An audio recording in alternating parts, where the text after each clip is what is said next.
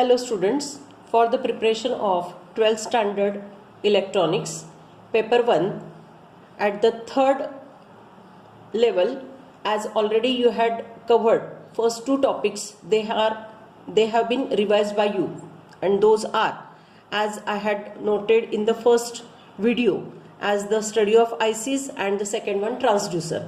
So at the third level you have to revise power supplies topic. So it contains first the block diagram of regulated power supply. Draw this diagram and read this explanation part. It will be helpful as the first concept of how does a regulated power supply work.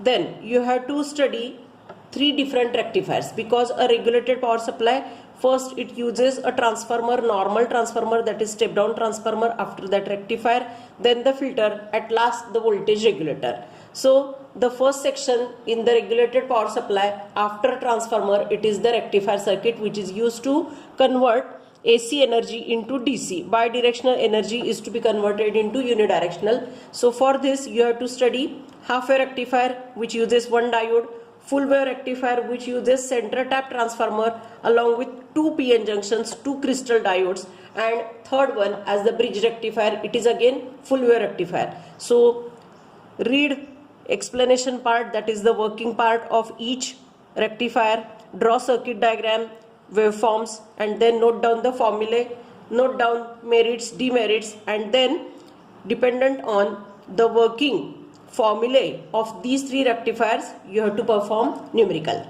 Then after this you have to go through the filter circuits. So first you should know where is the filter circuit to be used after rectification before voltage regulation. So in the MCQ part this point might be asked. Then filter circuit, it needs as the concept of ripples, what is ripple factor, what is rectification efficiency. So once you clear all these points, then you can study capacitor filter, inductor filter, combination of inductor and capacitor, LC filter, combination of resistor capacitor as RC filter. Yes, here you might have noticed passive components, they are used to filter, that is to remove ripples, fluctuations available in the DC part. Then you have to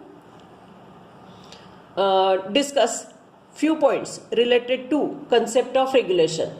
So here it includes load regulation, line regulation, output impedance, ripple rejection, overload protection.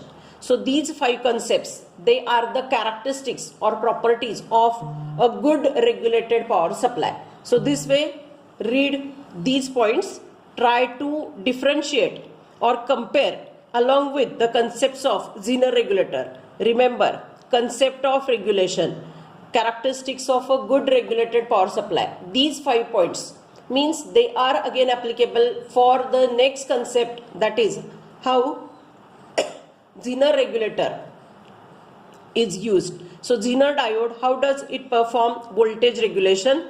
So in that case also you should know the property part of Zener diode, what are the different properties, its different ratings, how to handle power, maximum power dissipation, maximum Zener current, and the Zener resistance property.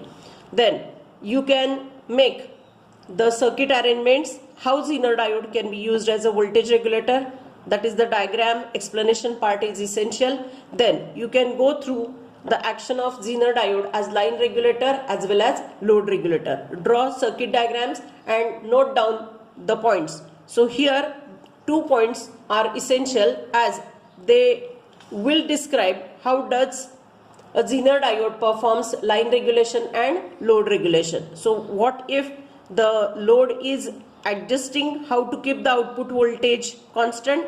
What if the input voltage is varying, how to keep the output voltage constant? So these two concepts you have to study. Then according to the Zener regulation formulae, numerical part is essential. Then instead of Zener regulator, which is also known as shunt regulator, so this is also known as shunt regulator, as Zener diode in regulator circuit used in parallel, in shunt with the load, therefore it is known as shunt regulator. But there is a new concept of regulation by making transistor as a voltage regulator which is in series with the load. So you should know what are the drawbacks of Zener regulator, draw the diagram, get the idea of its working. Then how the series regulator is used with the short circuit protection, that is the current limiting action in series regulator, along with diagram its working. Then is the new concept as the same series regulator circuit, how it is converted into IC form, that is 3-terminal IC regulator. There you should know the block diagram, its advantages, what are its different types, fixed type of voltage regulator as well as the variable type of voltage regulator. Then you should know whether it is a positive voltage regulator or negative voltage regulator, positive, negative. So these two voltage regulators, when they are combined, then it is used to develop a dual power supply using 3-terminal IC regulators. So you should know different IC regulators in this concept.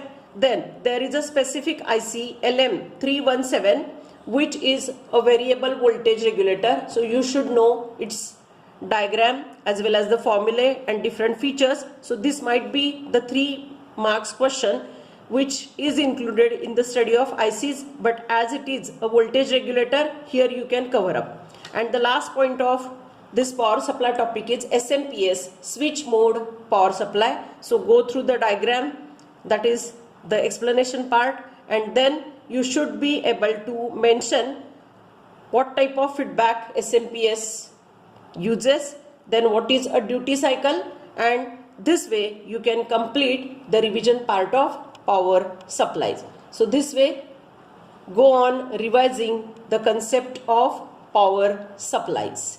Thank you.